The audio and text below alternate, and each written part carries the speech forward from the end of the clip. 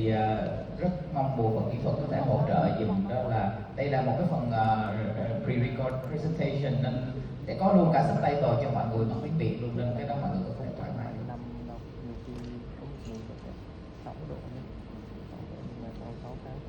Nhờ bộ phận kỹ thuật có thể chiếu cái video gì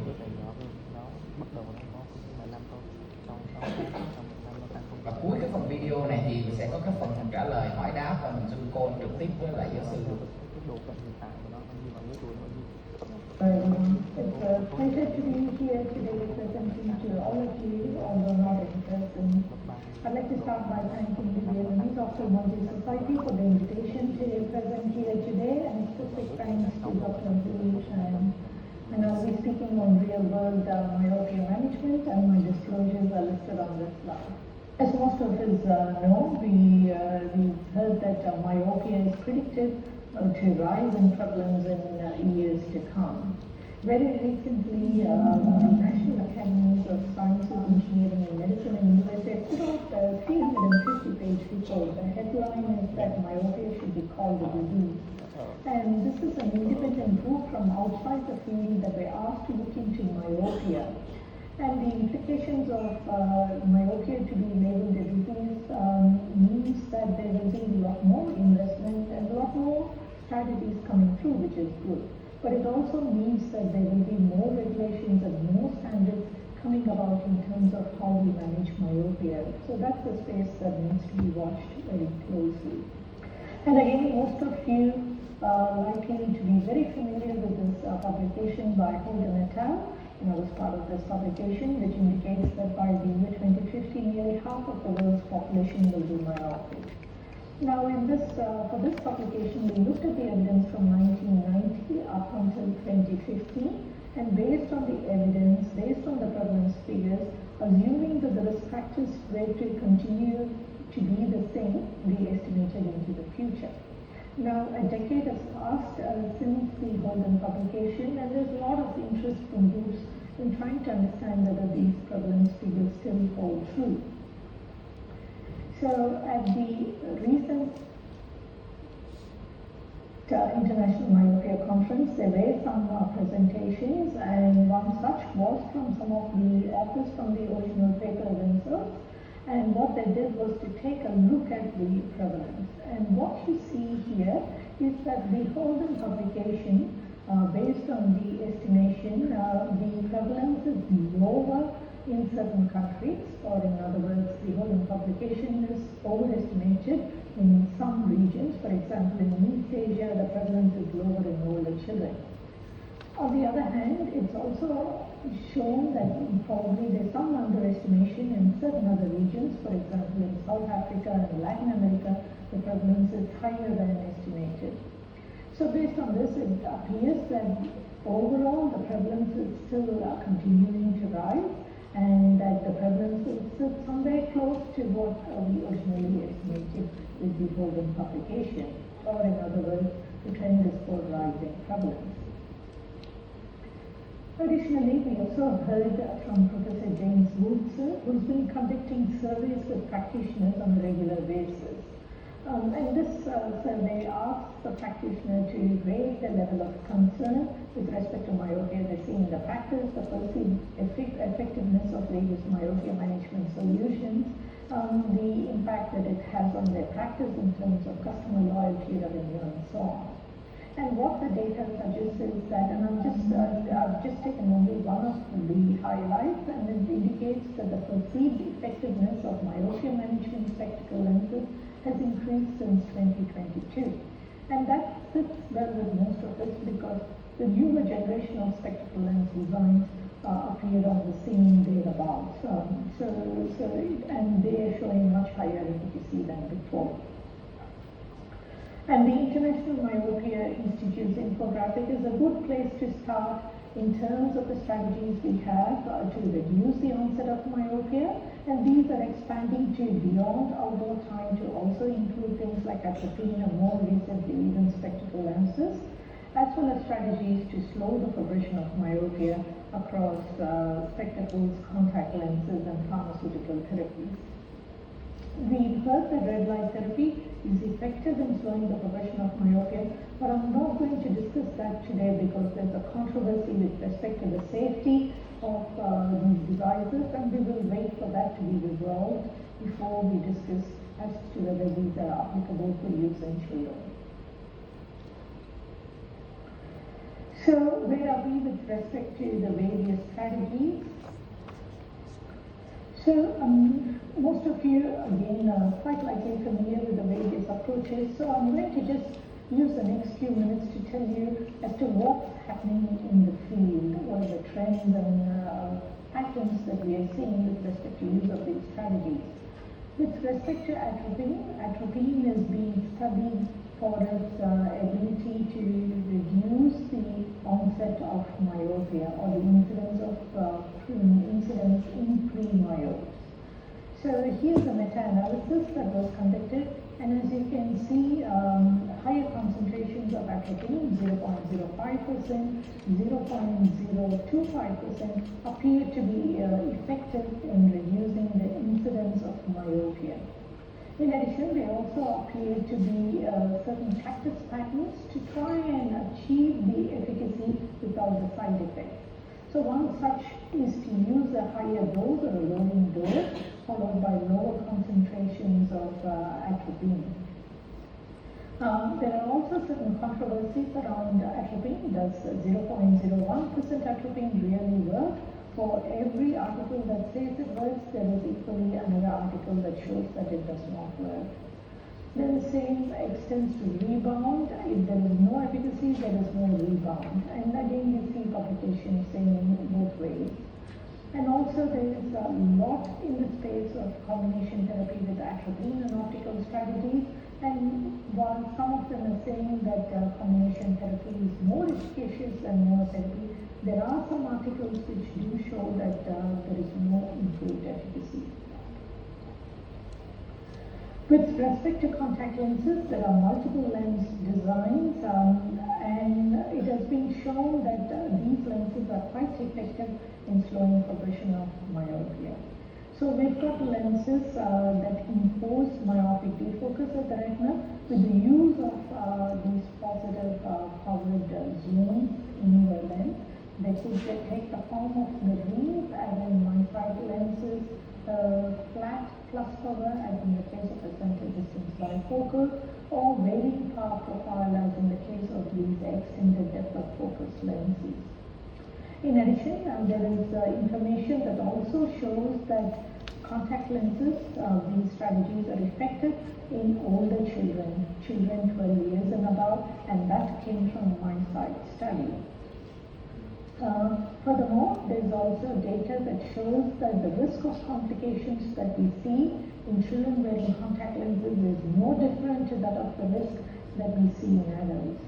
And there we know that extended wear of contact lenses, especially with soft contact lenses, the risk is much higher in comparison to disposable daily wear. So where possible, we should try and prescribe daily, especially in children, we should aim to prescribe daily disposable lenses. With respect to optokeratology, there does not seem to be much in terms of trials evaluating efficacy, probably because it's already been well established that orthoke lenses are effective in slowing the progression of myopia. There are some studies that are looking at smaller back optic zone diameters, 5 mm versus 6 mm, and 5 mm is found to be more efficacious.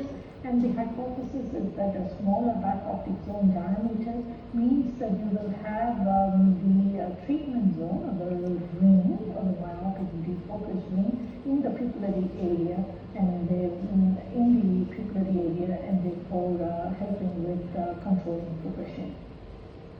There's a lot in the field around using software approaches, AI software fits.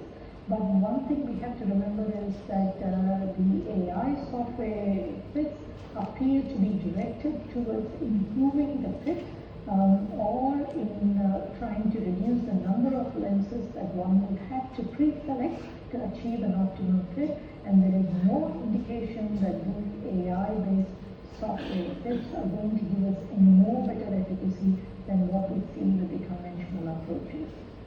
And in addition, as I already mentioned, there's a lot in the space around use of autocare with nightly use of atropine, and many of them indicate that combining these two strategies are giving you better efficacy than using autocare alone. And with spectacle lenses, it is clear that we have moved on with the early generation spectacle lenses, such as progressive addition lenses, which were directed to reducing accommodative lag. Then we had the second generation lenses, which had a continuous power profile to reduce hyperopic defocus at the peripheral retina, to now lenses having discrete features or segments like lenslets or cylindrical angular elements that impose myopic defocus, simultaneous myopic defocus at the retina. We also have a lens design that comprises diffuse dots, non-refractive pilot features that has also been shown to be effective in slowing myopia progression. So what is it about myopic defocus? So there is evidence in the literature that myopic defocus is a strong stop signal. To sort of rewind a little bit, it is said that at the retina there are these two signals, a stop signal and a go signal, and that the stop signal is much more powerful than the go signal in controlling eye growth. And that is illustrated by this experiment that was conducted in chicks. And what we see here is that if you take chick eyes and you put them in -6 diopter lenses, then the eyes match the eye growth to match the imposed defocus, or other words, there is the go signal and the eyes are increased in axial length. Now, if you interrupt this go signal or the hyperopic defocus by brief periods of myopic defocus, which is considered to be a stop signal, what you see here is that by interrupting this lens flare, even with as little as 15 minutes 4 times a day of myopic defocus, you see that the eye is hyperopic instead of being myopic. And even 2 minutes 4 times a day, you can see that the eye is hyperopic. In other words, this experiment is set to illustrate that the soft stop signal using myopic defocus is a much more powerful signal than the go signal or hyperopic defocus. We also see that in this experiment that was conducted by Professor Earl Smith from the University of Houston. So these are infant monkey eyes, and what you see here in gray is the normal emmetropization process.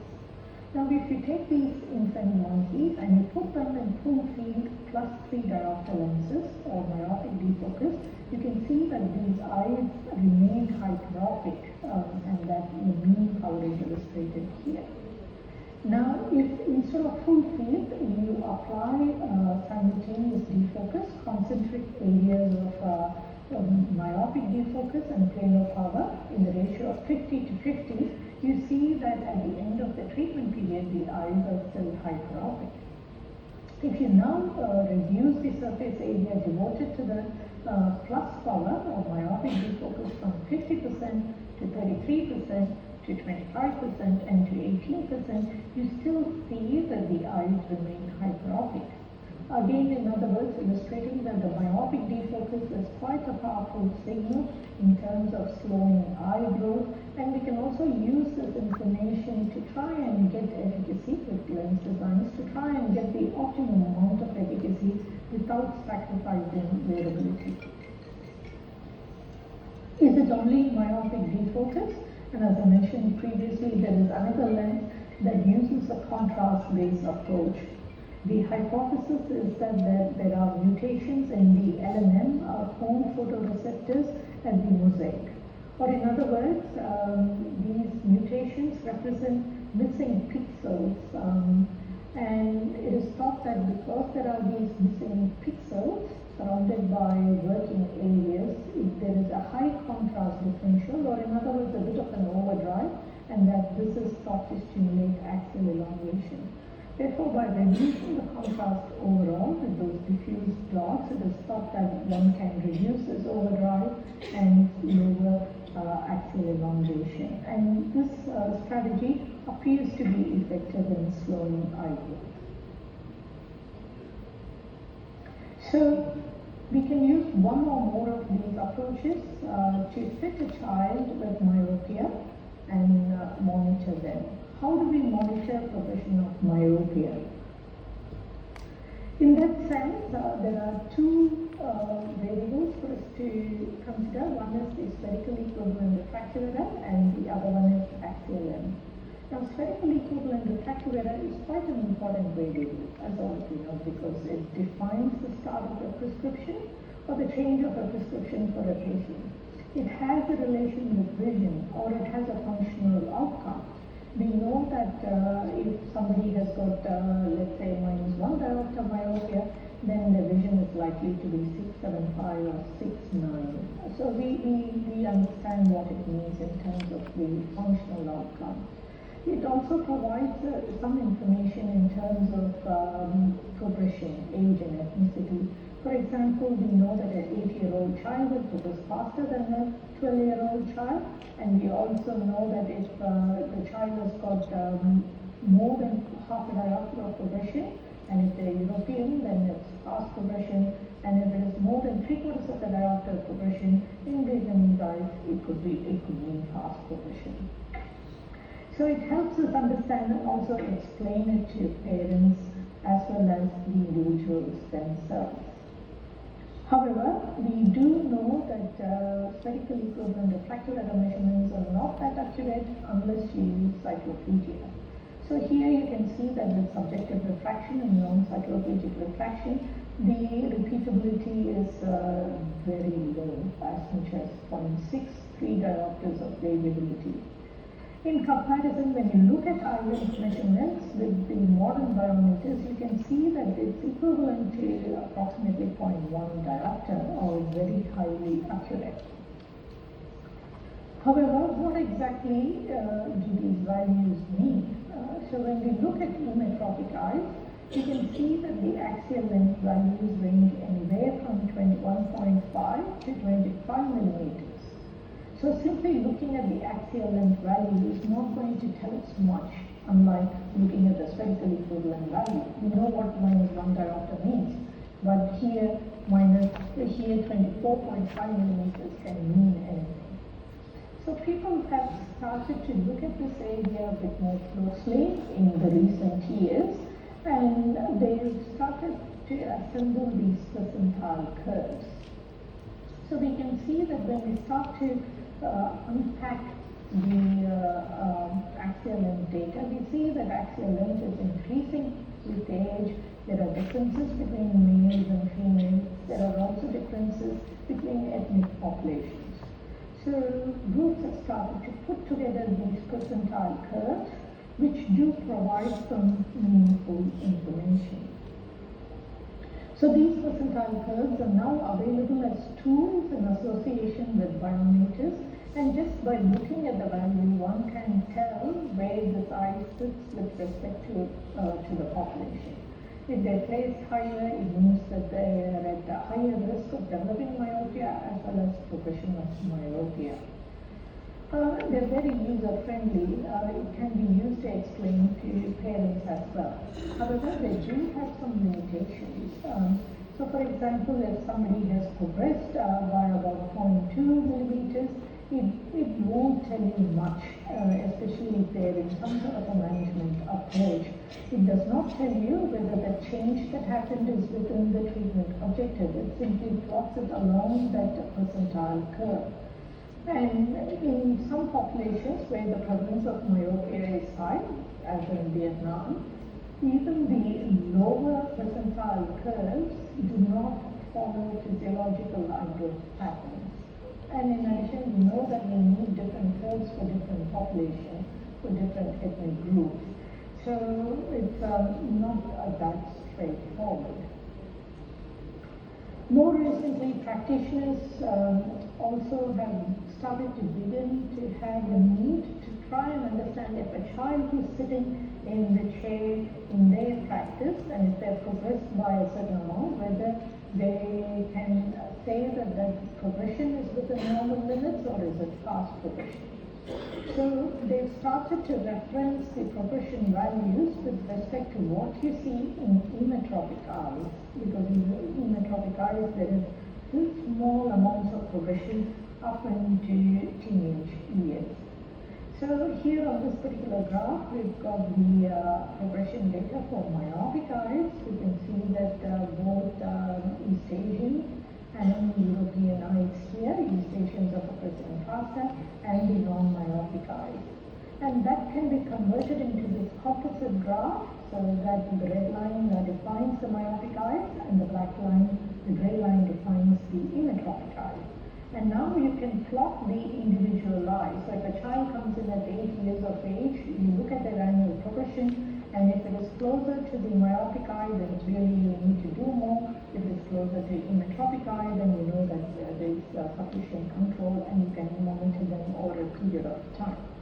So people are beginning to look at these curves to better understand how to manage progression. Finally, I just wanted to provide a little case and to show that yes, there are various myopia management approaches, but it might not all be that straightforward where we say this is what you have to do in a given case, because you have to take into consideration a number of factors. Other than the options that are available, you have to consider the history of the patient, their progression patterns, the individual considerations in terms of what appeals to them, what is available, the practitioner expertise, and so on. So here's one such case to illustrate as to what might happen in real day-to-day practice. So this is an 8-year-old male. When they came in first, you can see that they've got moderate amount of myopia with some moderate amount of active medicine. And this is what the topography looked like. And you can see that there appears to be limbus active medicine. So at this stage, the practitioner discussed orthokeratology with the parents because myopia control spectacle lenses were not available. And the practitioner did think in their mind that ortho-K might not be an easy fit given that it's limbus to limbus. But the parents were hesitant in this particular instance to go with ortho-K, and they chose to stay with single vision spectacle lenses.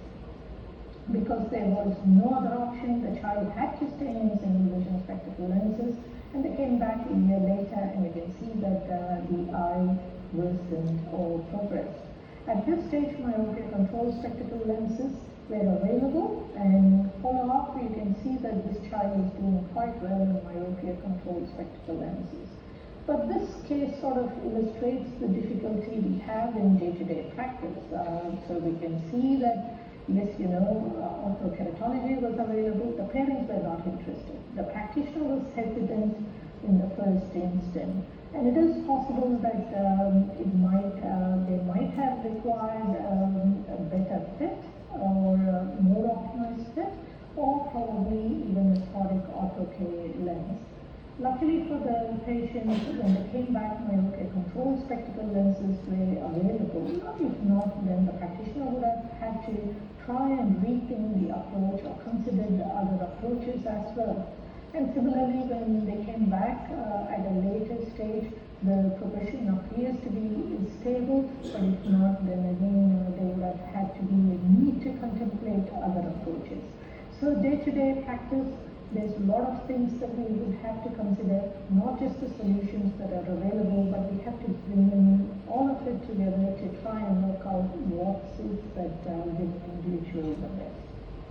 So in summary, there's a fair amount of proof that suggests that the burden of myopia is real, is substantial, and also appears to increase into the future.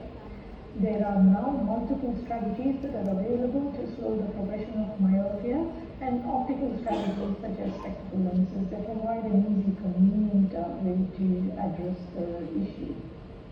In terms of monitoring progression of myopia, axial length measurements are more accurate and should be considered rather than looking at spherically full and refractive errors in isolation. And in this regard, there's a lot of newer developments looking at percentile curves and reference to inotropic eye growth that can help the practitioner to monitor progression. With that, I'd like to finish, and thanks very much for your attention.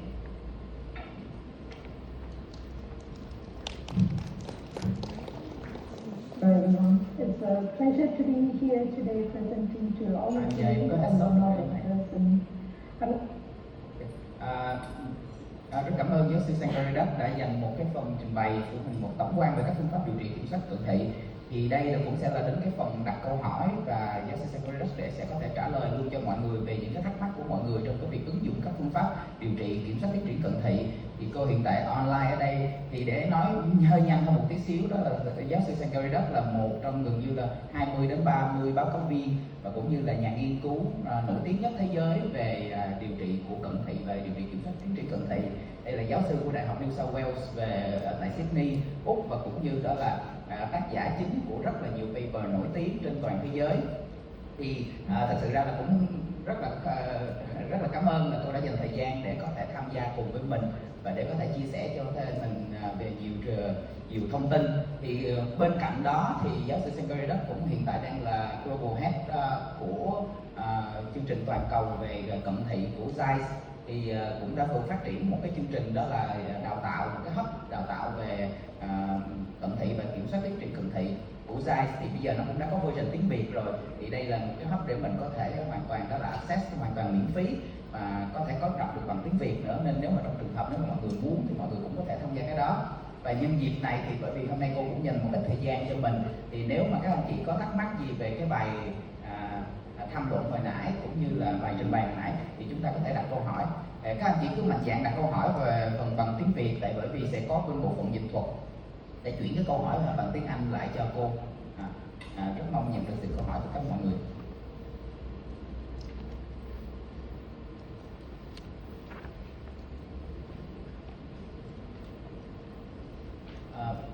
While waiting for the question from the audience, maybe I just have one quick question for you related to the new update for the combination therapy, the current trend of updating the. What's your thought? What's your current thought about the current trend of updating the combination therapy, including atropine plus the orthokeratology or atropine plus the novel M-specs? Spectacle lenses. So basically, at the present time, the hypothesis is that the optical strategies are working through a different mechanism. No, the current. Tại vì cái phương pháp kết hợp này nó có các cái cơ chế tác động nhau. And I think to have a biological mechanism. Atropine này cho nó có cái tác dụng sinh học lên nhãn cầu.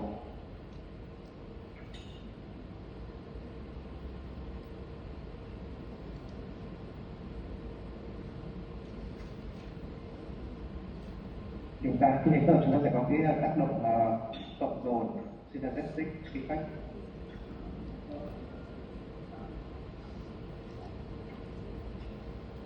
Khi mà kết hợp orthokeratology atropine này nó có cái tác dụng cộng dồn hơn so với orthokeratology thông thường.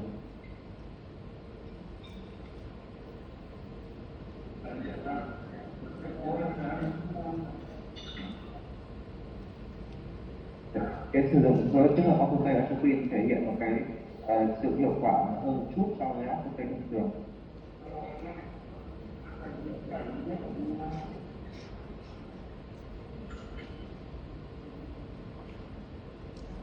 Phải rõ ràng là